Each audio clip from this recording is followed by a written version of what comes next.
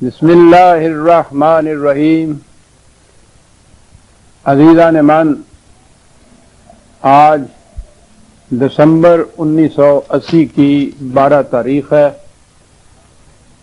اور درس قرآن کریم کا آغاز سورہ الزمر کی آیت 49 سے ہو رہا ہے، 37/49 درس پیش خدمت ہوگا۔ اور جو میں نے قرآن کریم کھولا ہے تو مسئلہ سامنے ایسا آ گیا ہے کہ اس کی اہمیت کا تقاضا بھی یہ ہے کہ کچھ بات کر ہی لی جائے۔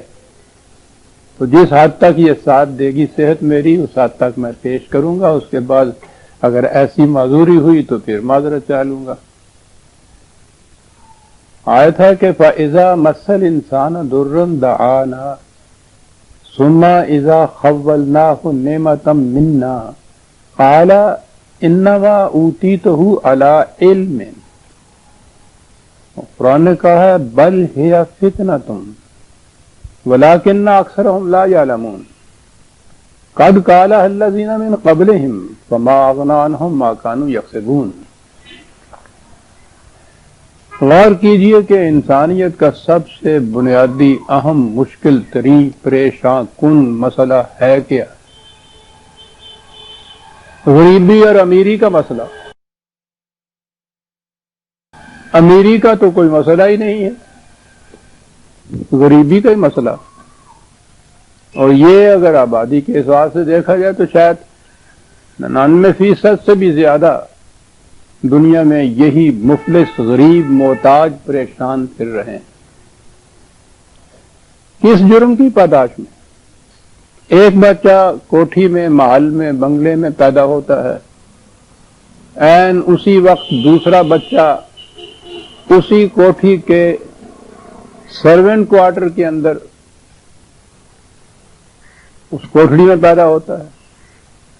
وہ کوٹھی میں پیدا ہونے والے بچے نے کون سی کاریگری کی تھی کہ وہ وہاں پیدا ہو گیا، اور اس نے کون سا جرم کیا تھا کہ یہ اس آؤٹ ہاؤس میں پیدا ہوا؟ اس غریب کیا؟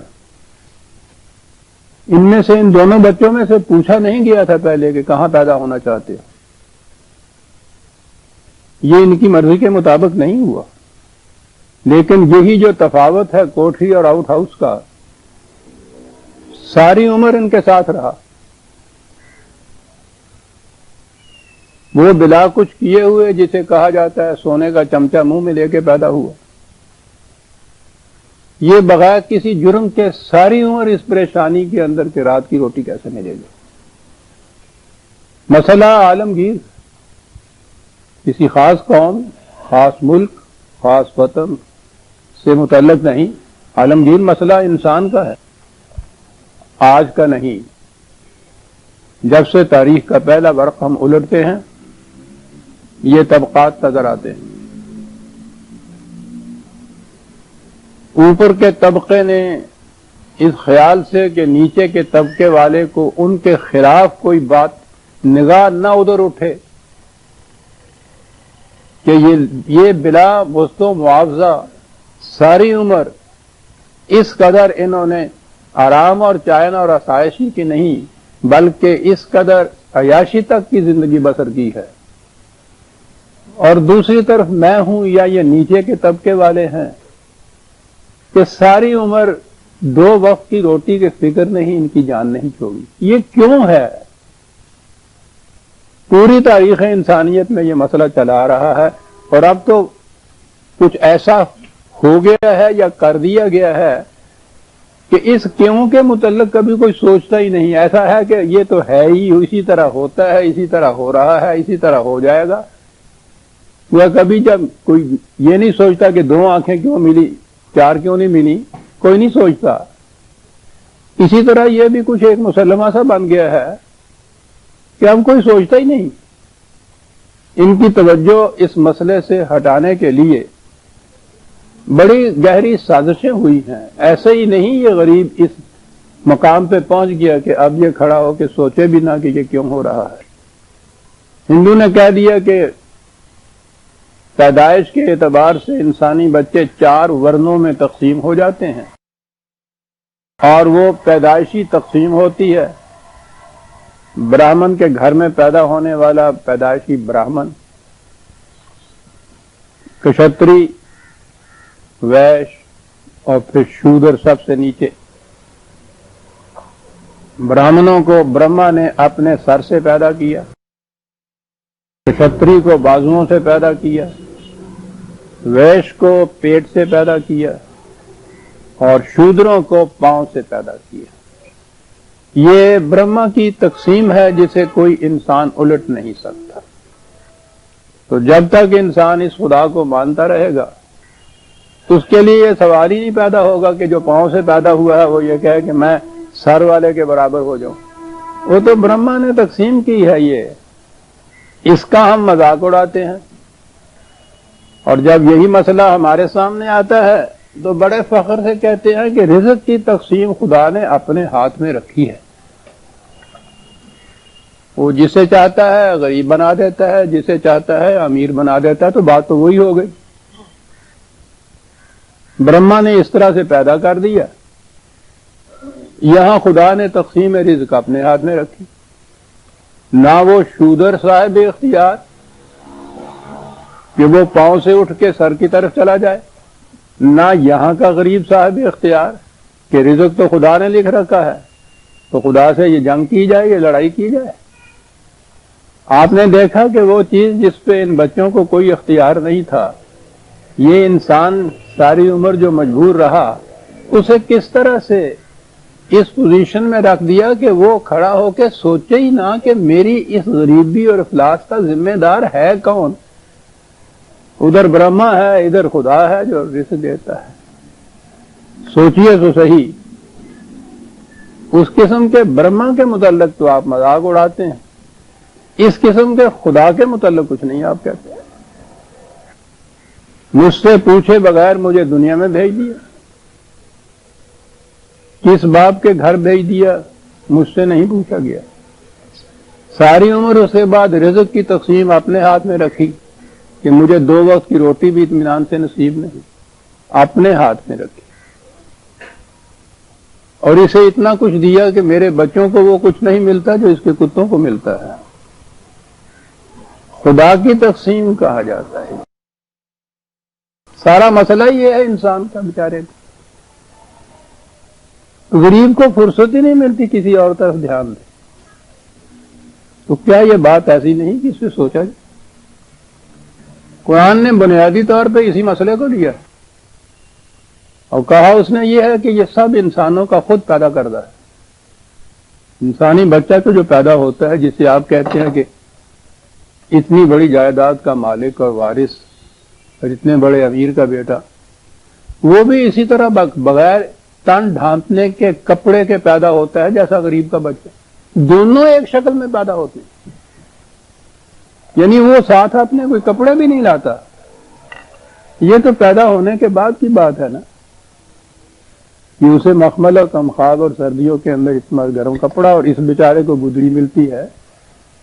پیدائش کے ساتھ تو دونوں ننگے ہوتے ہیں، لیکن اس کے بعد یہ جو پیدا ہونے کے بعد پہلے سانس کا فرق ہے، ساری عمر ساتھ رہتا ہے. عمر بھر ساتھ ہی نہیں رہتا، اولاد تک ساتھ رہتا ہے، نسلوں تک ساتھ رہتا ہے، مستقل ہو جاتا ہے یہ فرق. قرآن اس مسئلے کا حل بتا رہا تھا. وہ کہتا تھا کہ تمہارا خدا اس قسم کا نہیں ہے کہ وہ یہ طبقات پیدا کرے، یہ انسانوں کے خود پیدا کردہ ہے. قرآن نے ایک نظام دیا جس کے اندر یہ طبقات دونوں باقی نہیں رہتے، صرف انسان باقی رہتے ہیں اور ہر ایک کو اس کی ضروریات کا سامان مہیا ہوتا رہتا ہے. مختلف مقامات پر وہ ان لوگوں کی خام خیالی کو، نظریے کو، فریب نفس کو سامنے لاتا ہے، جو یہ سمجھتے ہیں کہ یہ اتنی بڑی دولت جو ہمارے پاس ہے یہ ہماری کاریگری ہے جس کی وجہ سے ہمیں ملی. قرآن کریم نے یہ جو نظام ہے اس کو نظام سرمایہ داری کہتے ہیں آج کل کی اصطلاح میں، کیپیٹلسٹک سسٹم، کہ جس میں ہر فرد کو اختیار ہے جتنی دولت جی چاہے وہ سمیٹ لے، قانون اس میں مداخلت نہیں کرتا۔ اس کا نمائندہ قرآن کریم نے قارون کو قرار دیا ہے۔ کہا یہ ہے کہ جب اس سے کہا، اس قارون سے، کہ اتنی فراواں دولت جو تمہارے پاس ہے اور اس کی تمہیں ضرورت بھی کیا ہے بالآخر، تمہاری پرورش کے لیے تو وہی 2 روٹیاں چاہیے جو غریب کو چاہیے، تو اس پر تم سام بن کے کیوں بیٹھے ہوئے؟ تمہارا کیا حق ہے اس دولت کے اوپر؟ 28/78 قال انما اوتیتہ علی علم عندی، اس نے کہا کہ یہ میری اپنی ہنرمندی کا نتیجہ ہے، میں نے اپنی کاریگری سے یہ دولت کمائی ہے، تو جب میں نے اپنی کاریگری سے، اپنی ہنرمندی سے یہ کمائی ہے تو میں اس کا مالک ہوں، کسی کو کیا حق حاصل ہے کہ اس میں سے کچھ لے جائے؟ وہاں صرف قارون کا تھا، اور اس آیت کے اندر قرآن کہتا ہے کہ یہ ایک قارون کی بات نہیں ہے، یہ سب قارون ہیں، اور ان میں سے کسی سے بھی پوچھئے تو وہ یہی کہتا ہے، کہا کہ جب مصیبت پڑتی ہے تو اس وقت تو انہیں خدا یاد آ جاتا ہے، اور جب یہ پھر مال و دولت ملتا ہے، آسائشیں ملتی ہیں، تو ان سے جب کہا جائے کہ بھئی اپنی ضرورت کے مطابق اس میں سے لو، زائدہ ضرورت ان کے لیے رکھو جن کی ضرورتیں پوری نہیں ہو رہی، کہا جواب وہی دیتے ہیں جو فرعون نے دیا تھا، قال انما اوتیتہ علی علم، میں نے اسے اپنی کاریگری سے کمایا ہے، کسی کا کیا حق ہے کہ اس میں سے کچھ لے جائے؟ ایک لفظ ہے جس سے قرآن نے بات کی ہے، کیا بات ہے قرآن کی، بل ہی فتنۃ، کہا اصل فساد آدمیت کی جڑ یہ نظریہ ہے، کیا بات کیا گیا ہے، یہ ذہنیت، یہ نظریہ، یہ تصور، یہ تصور، یہ فریب نفس مجھے اپنی کاریگری کی بنا پہ، یعنی وہی کہ مجھ میں زیادہ صلاحیتیں ہیں کمانے کی، میں نے یہ طریقے اختیار کیے، یہ سب کچھ کیا، اس بنا پہ مجھے یہ ملا، کسی کو حق کیا حاصل ہے اس کے اوپر اعتراض؟ قرآن کہتا ہے بل ہی فتنۃ، کیا بات ہے، یعنی وہ چیز جو بڑی معقول نظر آتی ہے نظر بظاہر، وہ کہتا ہے کہ فساد آدمیت کی جڑ ہی یہ بات، یہ تصور اس کی جڑ ہے، اس تصور کے ماتحت آگے پھر نظام قائم ہوتا ہے جس کی روح سے یہ ساری دولت اوپر ہی اوپر گردش کرتی رہتی ہے۔ طبقات کی تقسیم اس ذہنیت کا نتیجہ ہے، ولیکن اکثرهم لا یعلمون، بات حقیقت جو ہے وہ اس پہ نگاہ نہیں رکھتے، اسے نہیں سمجھتے، اور دلیل یہ دے دیتے ہیں، اور پھر یہ چیز کہ یہ کوئی کسی خاص قانون سے متعلق نہیں ہے، قد قالها الذین من قبلہم، یہ سرمایہ داری نظام کے حامل شروع سے یہی کہتے چلے آ رہے ہیں، کوئی نئی بات نہیں ہے، اور پھر نتیجہ اس کا 2 لفظوں میں بنا دیا، فما اغنی عنہم ما کانوا یکسبون، یہ جو وہ کہتے تھے ہم نے کمایا ہے، اس غلط نظام کی تباہی کا جب وقت آیا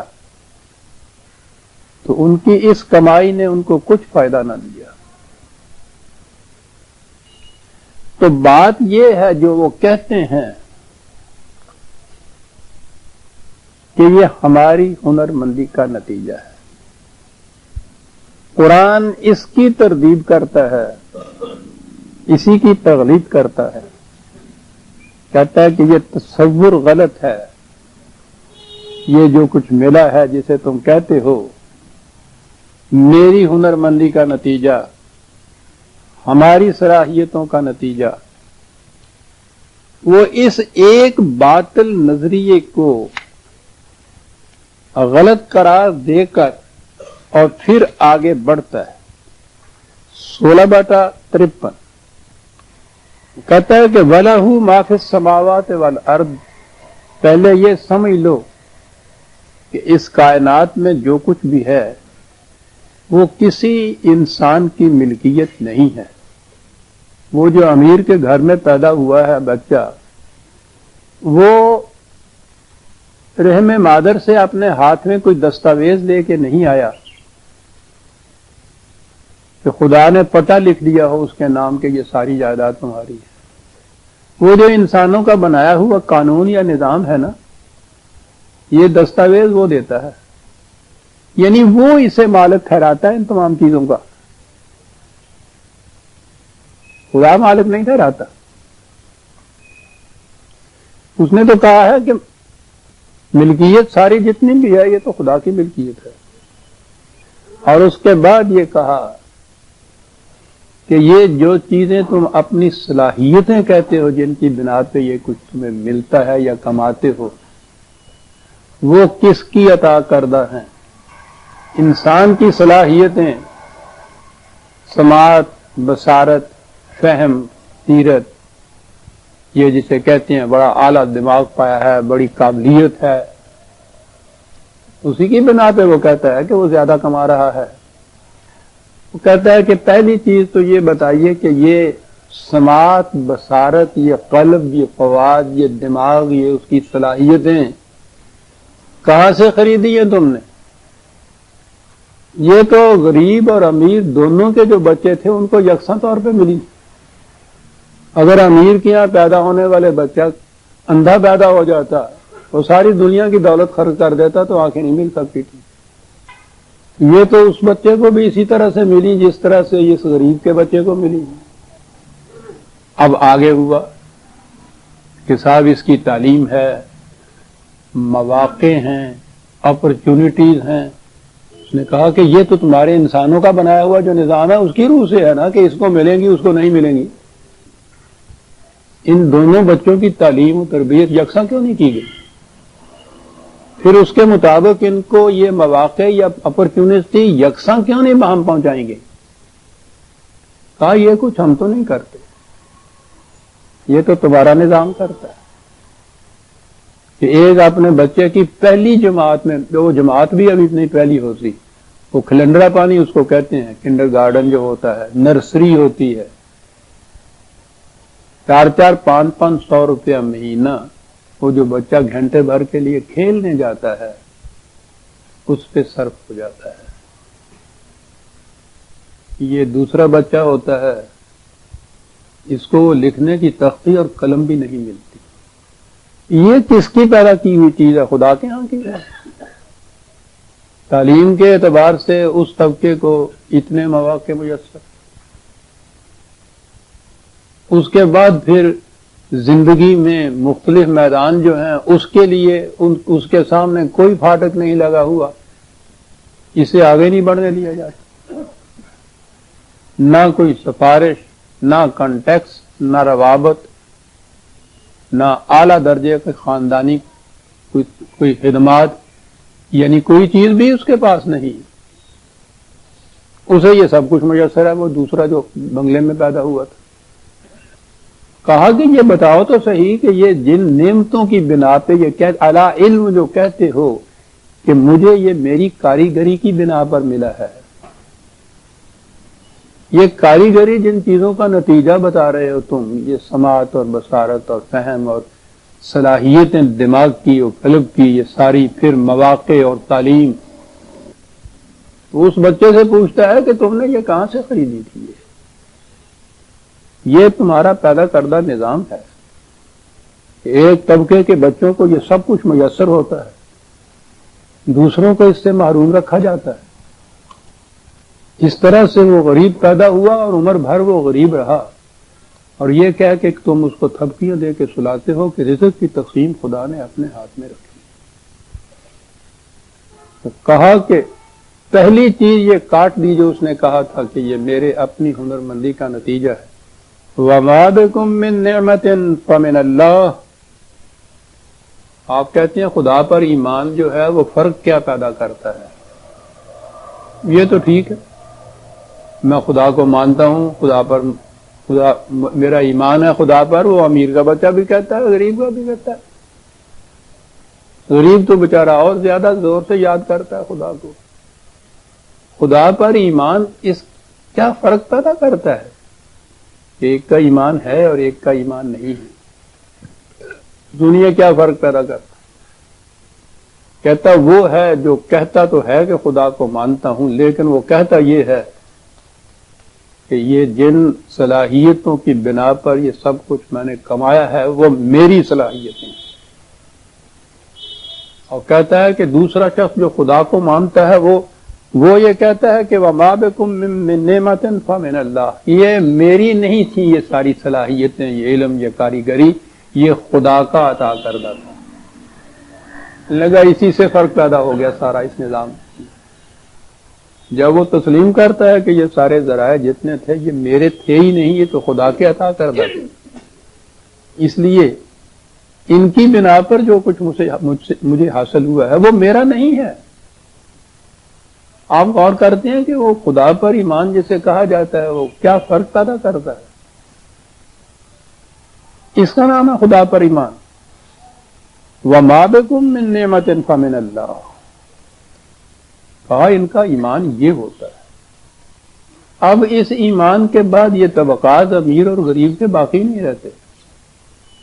وہ کاریگری جس کی بنا پہ وہ کہتا تھا کہ میں نے زیادہ کمایا اور کماتا ہوں، اس کا مالک میں ہوں، تو وہ تو پہلے ایمان کی بنا پہ یہ کہتا ہے کہ یہ میری کاریگری تھی ہی نہیں، یہ صلاحیتیں میری تھی نہیں، یہ تو خدا کی عطا کردہ ہے. وہ چھین کے لے جائے تو کوئی بھی مجھے واپس نہیں دے سکتا. عزیزان من، وہ ایک ذہنیت تیار کرتا ہے. قرآن انسان تیار کرتا ہے اس ذہنیت والے، جو اس کے بعد ایک ایسا نظام قائم کرتے ہیں کہ جس میں یہ طبقات کی تقسیم باقی نہیں رہتی. دوسرے مقام پہ یہ اسی سورہ النحل میں کہتا ہے، یہ تھا 16/53. اس سے ذرا آگے جائیں 16/71 میں اور واضح کیا ہے اس نے. بڑی اہم آیت ہے. وَاللَّهُ فَضَّلَ بَعْضَكُمْ عَلَىٰ بَعْضٍ فِي الرِّزْقِ. وہ جو ہے نا کہ اسی قرآن سے پھر یہ اتنے لوگ گمراہ ہوتے ہیں یا ان کو گمراہ کر دیا جاتا ہے، وہ اس قسم کی آیتوں کے صحیح ترجمے یا صحیح مفہوم نہ ہونے کی بنا پہ ہوتا ہے. کہا یہ جاتا ہے وَاللَّهُ فَضَّلَ بَعْضَكُمْ عَلَىٰ بَعْضٍ فِي الرِّزْقِ. اللہ نے تم میں سے فضیلت دی بعض کو بعض پر رزق کے معاملے میں. چلیے صاحب وہ کہہ دیا کہ جب اللہ نے دی ہے فضیلت تو اس کو چھین کون سکتا ہے. یعنی وہ جس چیز کو باطل قرار دینے کے لیے وہ سارے قرآن کے اندر اس نے اتنا کچھ کہا تھا، تو ایک ترجمے نے، ایک مفہوم نے سارا ہی باطل قرار دے دی. وہیں لے آئے کہ یہ تو خدا کی تقسیم ہوتی. کہا کہ یہ ٹھیک ہے، کمائی کرنے کی صلاحیتوں کے اندر دیکھتے ہیں ہم یہ فرق ہے. اس فرق کی بنیاد پہ جو نظام تم اٹھاتے ہو، جو عبارت اٹھاتے ہو، وہ باطل ہے. کہا کہ فَمَا الَّذِينَ فُضِّلُوا بِرَادِّ رِزْقِهِمْ عَلَىٰ مَا مَلَكَتْ أَيْمَانُهُمْ فَهُمْ فِيهِ سَوَاءٌ. کہتے یہ کام جو کرنے ہوتے ہیں، مختلف نوعیتوں کے کام ہوتے ہیں، مختلف لوگوں کے سپرد کیے جاتے ہیں. کسی میں کچھ جسمانی محنت زیادہ صرف ہوتی ہے، کس میں دماغی قابلیت زیادہ صرف ہوتی ہے. یہ تو مل کے معاشرے کے کام ہیں جن کو سر انجام دینا ہے. اب یہ جو لوگ کہتے ہیں کہ صاحب دماغی قابلیت زیادہ تھی اس لیے ہم نے زیادہ کما لیا، کہتا ہے اس کمانے کے بعد یہ لوگ انہیں جو ان کے ساتھ کام کر رہے ہوتے ہیں اور وہ ذرا پس درجے کے کاموں کے اوپر متعین ہوتے ہیں، ان کے متعلق یہ طے کرتے ہیں کہ ان کو اتنا نہیں ملے گا، اس سے کم ملے گا. کہتا ہے پہلے تو یہی کس نے طے کیا ہے کہ اس کو کم ملے گا اور تمہیں زیادہ ملے گا؟ خود ہی طے کرتے ہو.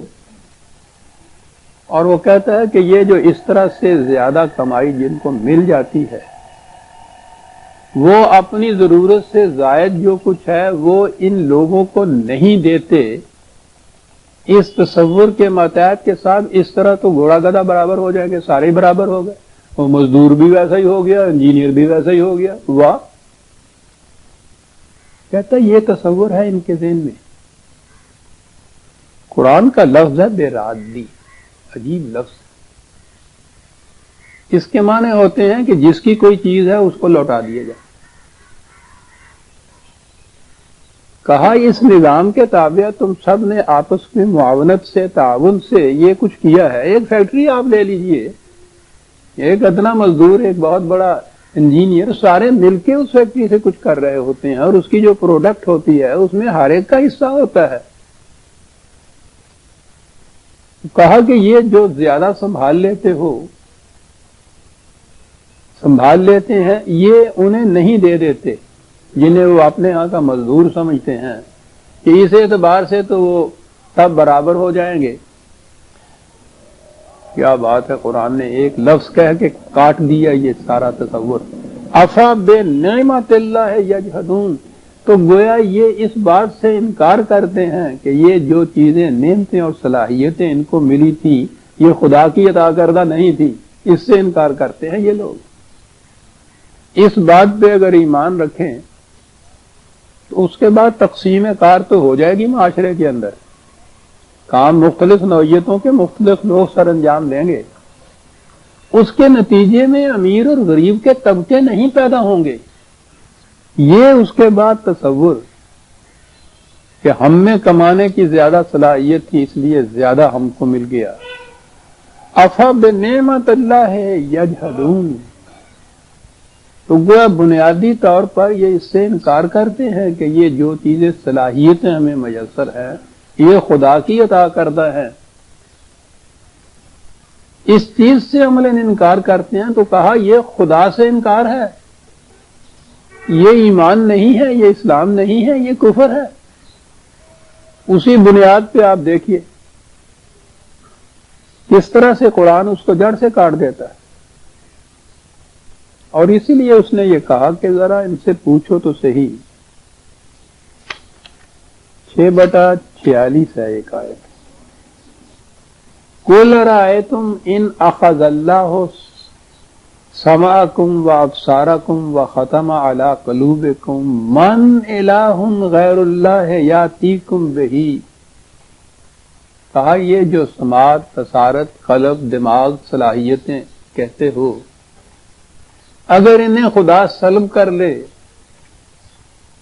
تو کوئی قوت ایسی ہے کائنات میں جو ان کو واپس دے دے تمہیں۔ انظر کیف نصرف الآیات ثم ہم یصدقون، کہتا ہم لوٹا کر، پلٹا کر وہی حقائق بار بار بیان کرتے ہیں ان کے سامنے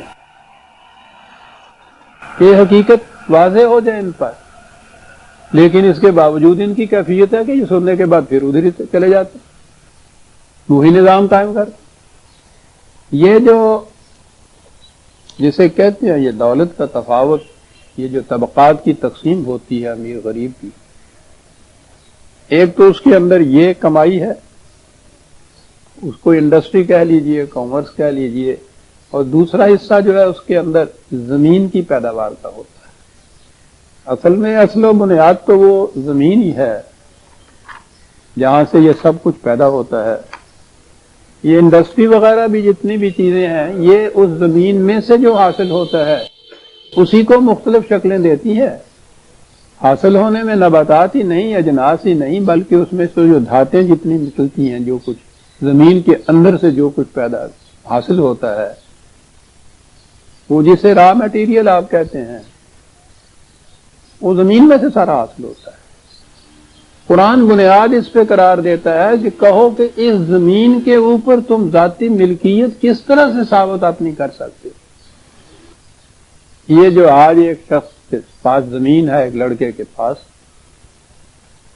یا تو وہ یہ چیز ہے کہ صاحب اس کے باپ سے منتقل، وراثتاً منتقل ہو گئی آئی، تو گویا باپ کے پاس تھی۔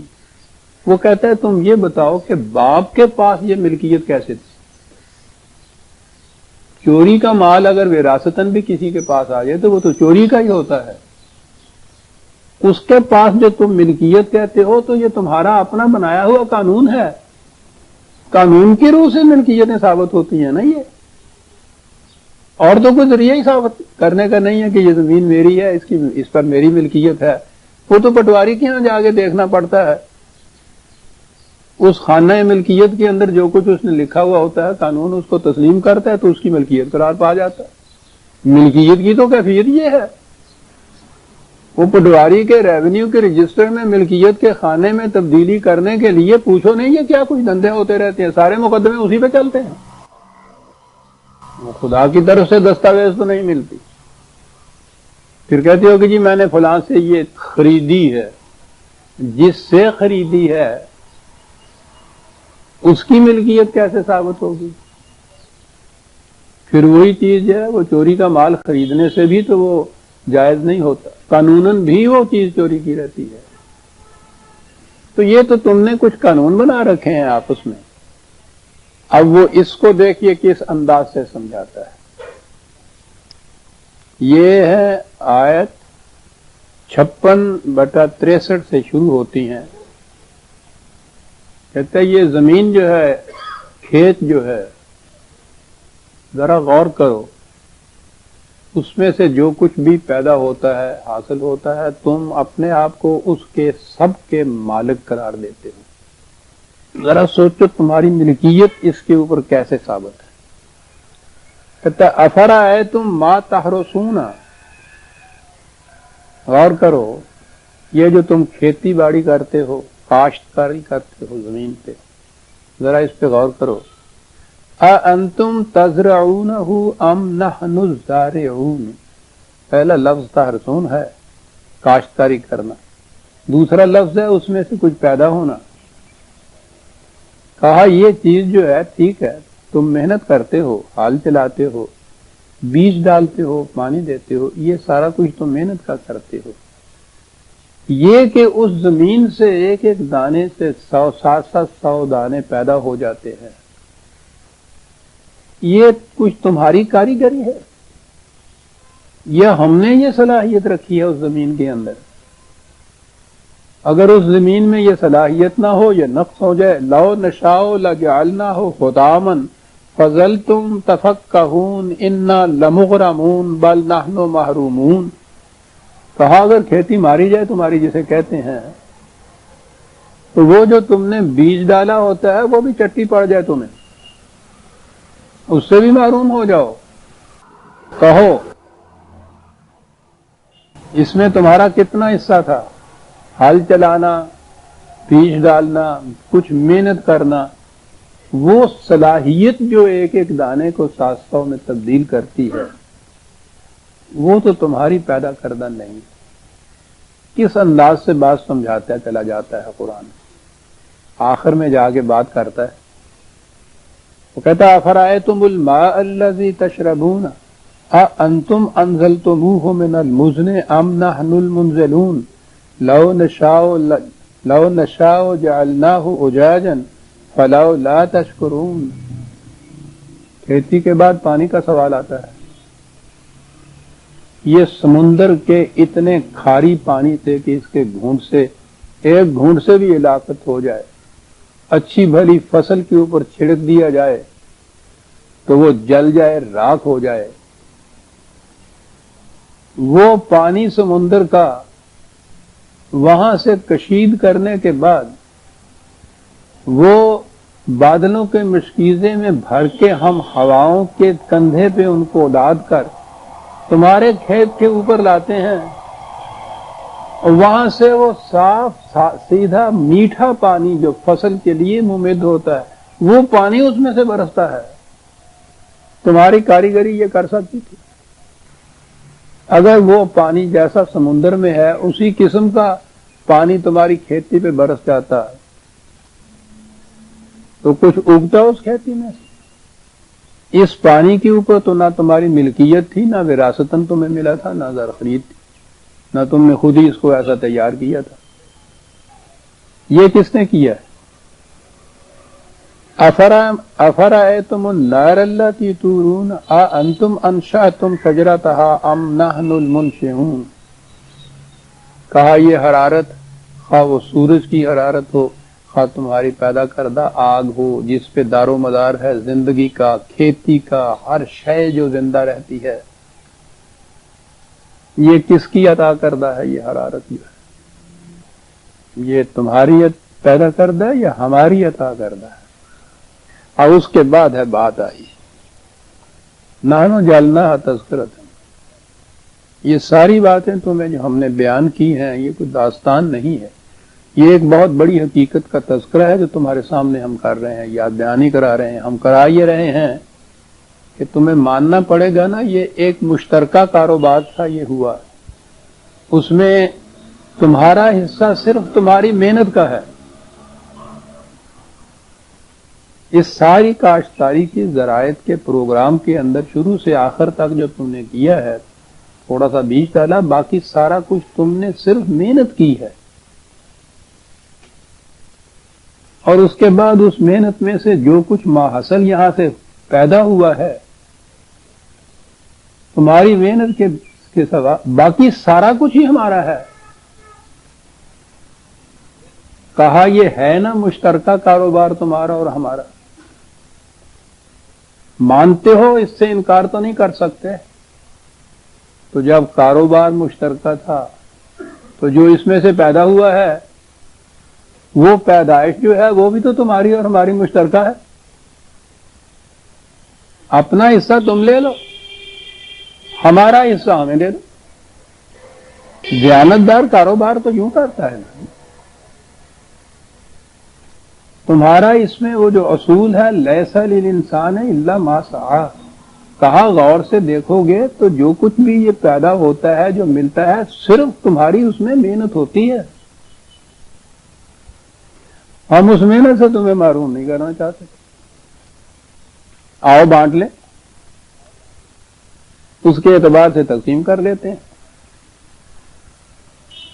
تقسیم کرنے سے دیکھو تو صحیح تمہارے حصے میں آتا کتنا ہے. وہ جتنا تمہارے حصے میں آتا ہے ٹھیک ہے، وہ تم لے لو، باقی جو ہے وہ ہمارا حصہ ہے تو وہ ہمیں دے دو.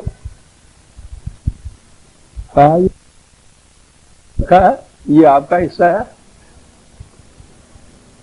لے لیجئے. وہ تو سامنے آتا نہیں، کہتا ٹھیک ہے. تم اسی پہ یہ کہو گے نا کہ ٹھیک ہے جی ہم تو دینے کو تیار تھے، تو آپ تو تھے ہی نہیں لینے والے، تو ہم کیا کرتے اس کو. کہا اور تمہیں بتائیں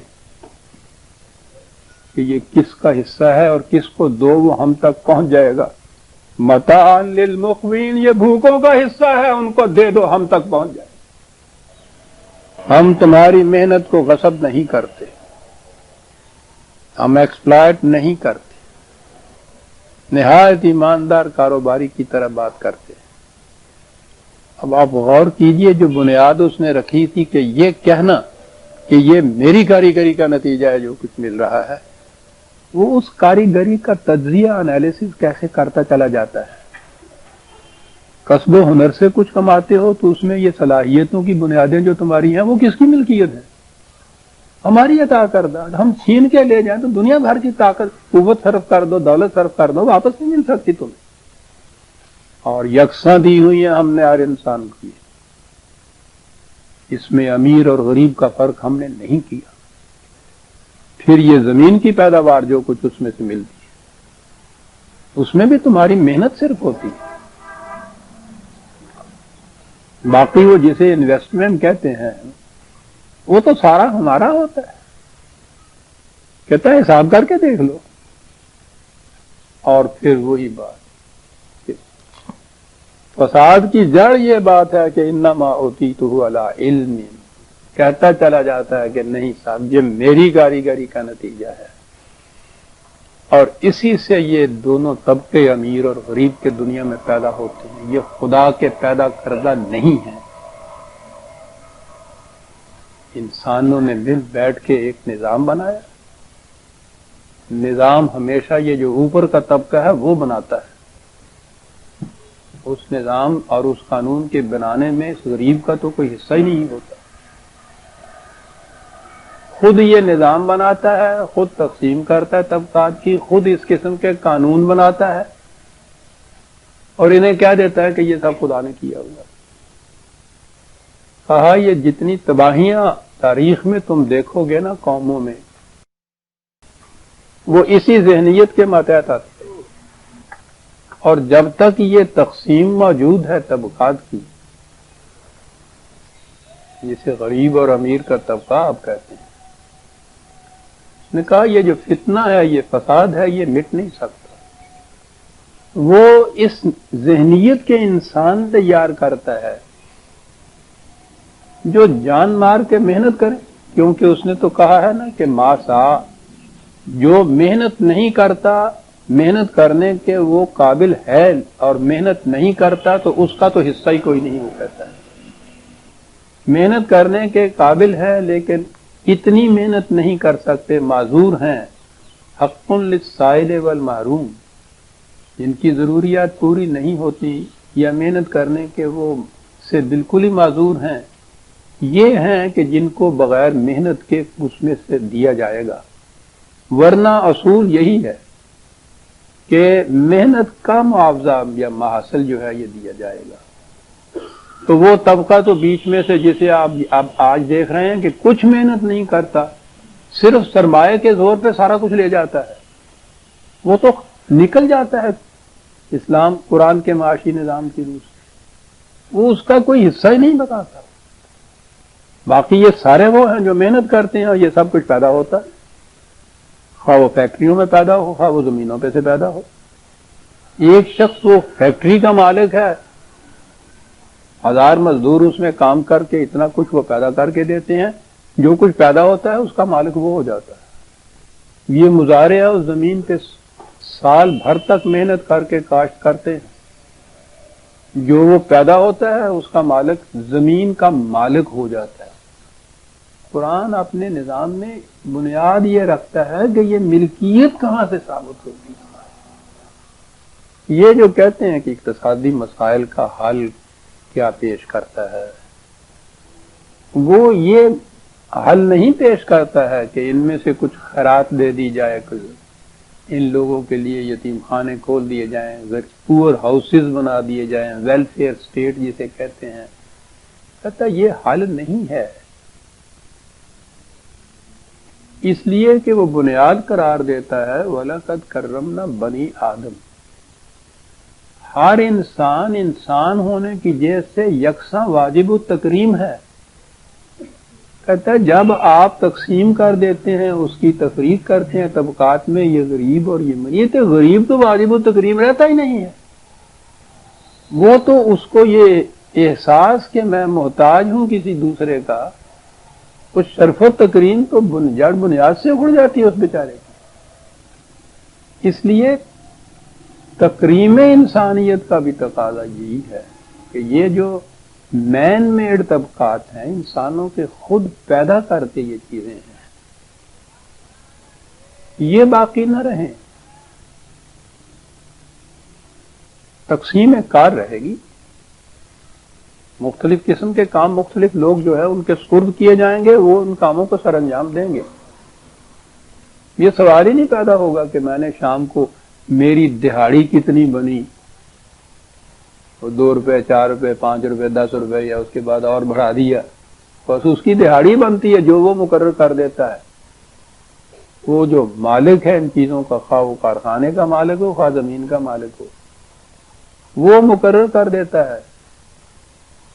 وہ بھی جس کو کام مل جائے اس قریب کو مل جاتا ہے، جسے کام ہی نہ ملے اس کو وہ بھی نہیں ملتا۔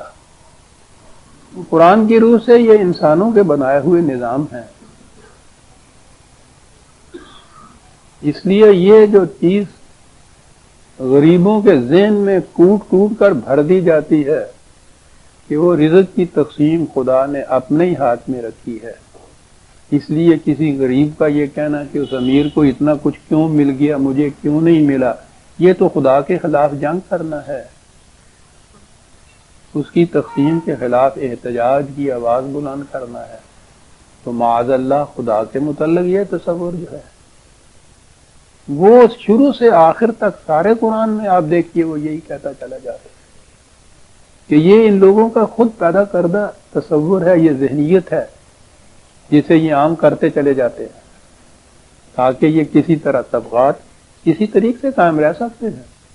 انہیں بتا دیا جائے کہ یہ انسانوں کا کوئی ہاتھ اس میں نہیں ہے، یہ خدا کی طرف سے تقسیم ہے. شودر عمر بھر شودر رہے گا، اسی بنا پہ غریب عمر بھر غریب رہے گا.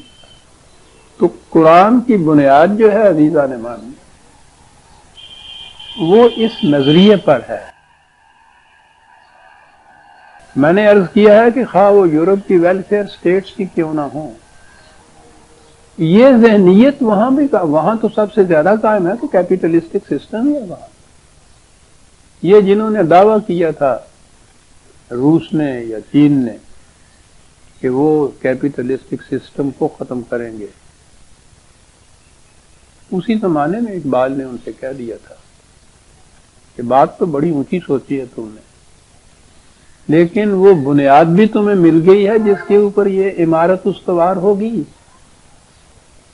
اور بنیاد یہ تھی کہ ہر فرد یہ یقین رکھے، ایمان رکھے اس کے اوپر کہ مجھ میں جو یہ کمانے کی صلاحیتیں ہیں یہ میری اپنی نہیں ہیں، یہ خدا کی دی ہوئی ہیں. اس لیے ان میں سے ان کا ماحصل جو کچھ بھی ہوگا وہ میری ملکیت نہیں ہے، وہ پیدا ہوا ہے، اس کی تقسیم انسانوں کی ضروریات کے مطابق ہونی ہے. مجھے بھی میری ضرورتوں کے مطابق اس میں سے مل جائے گا. یہ جو کہا تھا نا کہ ان کے ہاں خدا کا انکار ہے اس لیے وہ نظام پنپ نہیں سکتا، تو وہ پوچھتے تھے کہ ہم انکار کرتے ہیں تم اقرار کرتے ہو، تو بتاؤ تو صحیح ہمارے انکار کا کیا نقصان ہے، تمہارے اقرار کا کیا فائدہ ہے. کوئی اتنی سی بات ہم خدا کو مانتے ہیں ہم تم کو نہیں مانتے ہو، کیا فرق پڑتا ہے، تم ماننے والے تو محتاج ہو ہمارے. یہ خدا کے ماننے کے یہ معنی ہیں کہ یہ میری کاریگری کا نتیجہ نہیں ہے، یہ تو یہ چیزیں اس کی عطا کی ہوئی تھی. عطا کی ہوئی بات تو انتہا تک پہنچتا ہے نا غالب، کہ جان دی ہوئی اسی کی تھی. حق تو یہ ہے کہ حق ادا نہ ہوا، یہاں تو حق ہی ادا نہیں ہوتا ان نعمتوں کو جو اس کی طرف سے ملی ہوئی ہوتی. یہ ذہنیت جہاں پیدا ہوتی ہے اسے کہتے ہیں خدا پر ایمان. اسی لیے اس نے یہ چیز کہی، یہ چیز کہ یہ خدا کی طرف سے تقسیم ہے. دیکھیے کس طرح سے وہ کاٹتا چلا جاتا ہے. پہلی چیز تو یہ کہ اس ذہنیت کی بنیاد کے اوپر جو نظام قائم کیا تھا، فما اغنا عنہم ما کانوا یکسبون، یہ جو بنیاد تھی تباہی والی اس نظام کی، اس کی وجہ سے جب یہ عمارت گری ہے ان میں سے کوئی نہیں بچا. تاریخ میں آپ دیکھیے جتنی بڑی بڑی قومیں تباہ ہوئی ہیں وہ قومیں وہ نہیں تھیں کہ جو غریبی کی وجہ سے تباہ ہوئی ہیں، یہ الگ بات ہے. انہوں نے اپنے ہاں طبقات پیدا کیے، یہ تو یہ جو تفریق تھی دونوں طبقوں کی اس کا نتیجہ یہ تھا. لیکن قومیں وہ تباہ ہوئی ہیں جن کے ہاں بڑی فراوانی تھی دولت کی. قرآن نے کہا ہے کہ بطرت معیشت ہوگی. جب دولت کی فراوانی اتنی زیادہ ہو جائے اور تقسیم اتنی غلط ہو جائے تو پھر یہ جو عدم توازن ہوتا ہے نا، بیلنس نہیں قائم رہتا، اس وقت کام ڈوبتی ہے اور گرتی ہے. فرد چلتا ہوا ہو، چلتے میں اگر اس کا ایک قدم ذرا سا بیلنس سے ادھر ہو جائے گر جاتا ہے. اچھا سے اچھا طاقتور بھی نہیں سنبھلتا، ذرا سا بیلنس. کرسی پہ آپ بیٹھتے ہیں، کرسی کا ایک پایا ذرا سا بھی نیچا ہو دوسرے سے تو ساری کرسی الٹ جاتی. تو جب انسانی معاشرے کے اندر یہ عدم توازن اس حد تک پہنچے بیٹھنے والا اسی کی وجہ سے گر جائے قوم تباہ ہو جاتی. اسی لیے قرآن نے کہا ہے فَأَصَابَهُمْ سَيِّئَاتُ مَا كَسَبُوا. یہ دیکھیے یہ جو ہے نا یہ سب کچھ خدا کی طرف سے کیا ہوا ہوتا ہے.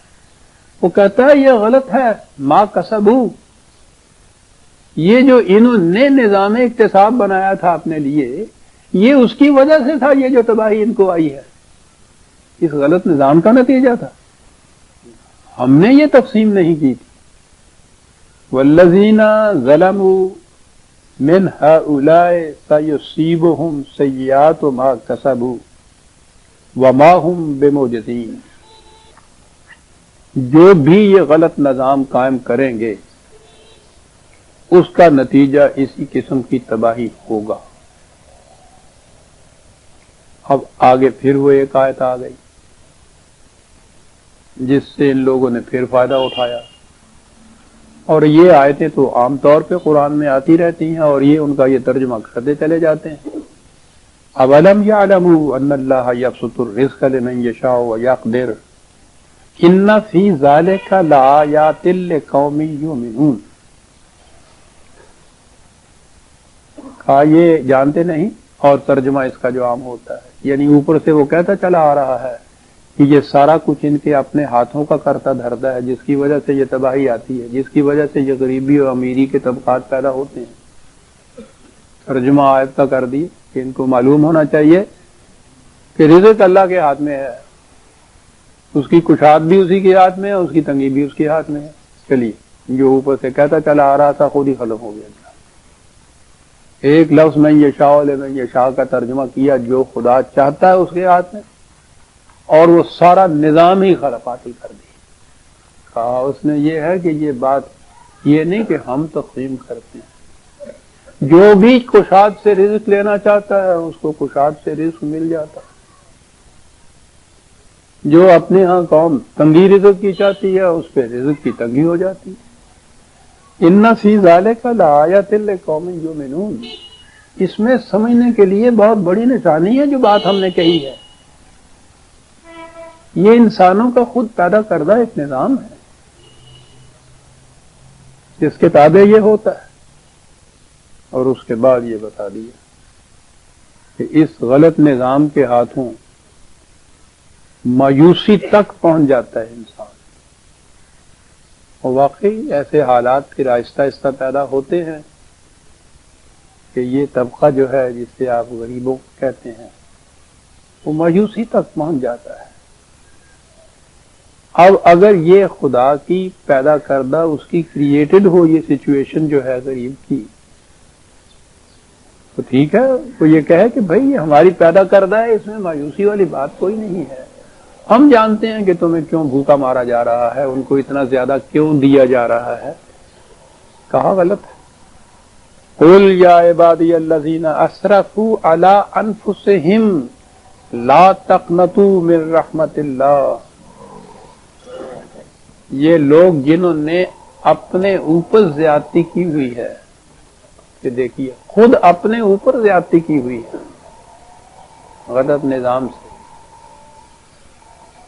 اور خود یہ طبقہ جو اپنے آپ کو اس قدر محتاج اور غریب اور ضعیف قرار دے رہا ہے، اس نے بھی اپنے اوپر زیادتی کی ہوئی ہے، یہ اس کے اوپر قناعت کر کے بیٹھ گیا ہوا ہے کہ یہ خدائی کی طرف سے یا کچھ نہیں ہو سکتا۔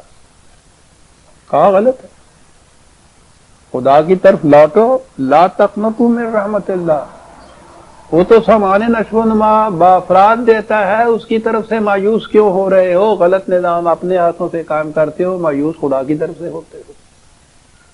کوئی بات نہیں، تم لوگوں نے یہ غلط نظام قائم کیے، غلطیاں ہوئیں، لغزشیں ہوئیں، ان اللہ یغفر الذنوب جميعا انہ هو الغفور الرحیم۔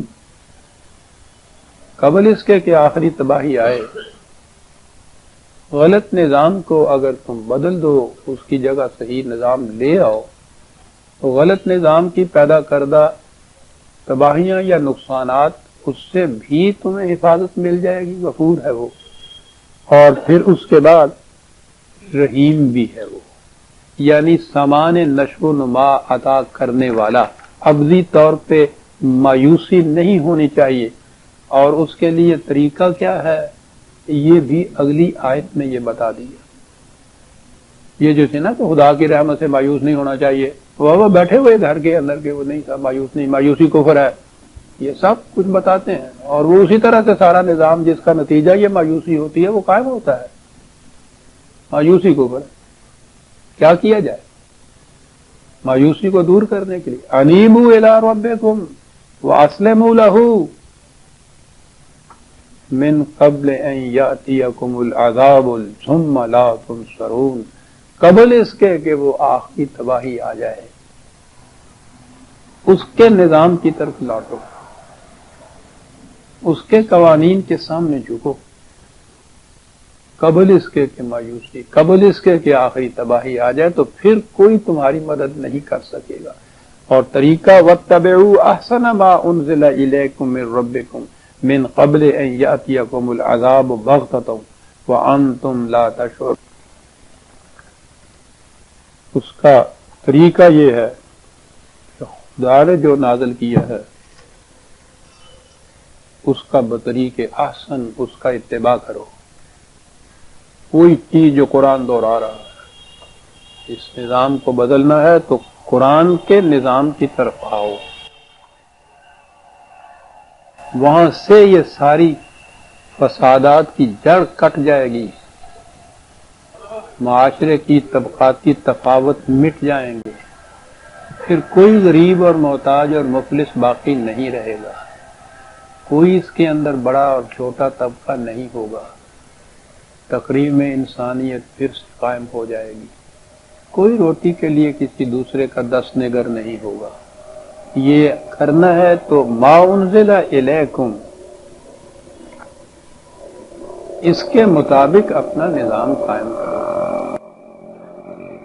یہ ہے جو قرآن کریم نے اس کا طریقہ بتایا۔ عزیزان ایمان، وقت تو ابھی ہے لیکن میں تھک گیا، ہمت نہیں، اس لیے میں تھوڑی سی آپ سے آج اجازت بھی چاہتا ہوں 10-15 منٹ پہلے کی، اور میں محسوس کر رہا ہوں کہ کمزوری بڑھ گئی ہے مجھ میں، اور آئندہ بھی 1-2 درس دینے کے قابل میں نہیں رہوں گا، اسی لیے اچھا یہ ہے کہ پہلے سے یہ میں اعلان کر دوں۔ میں سمجھتا ہوں کہ آئندہ 2 جمعے جو ہیں، 19 کا اور شاید 26 کا، اس میں ناغا رہے تو اچھا ہے، میں ریکور کر سکوں گا، ورنہ اگر یہ پریشر رہا مجھ پہ تو ممکن ہے یہ بڑھ جائے تکلیف میری۔ تو اگلا درس 2 جنوری کو جو جمعہ ہے اس دن درس ہوگا 9:30 بجے۔ اس کا قلب تو مجھے بھی ہے، آپ احباب سے مل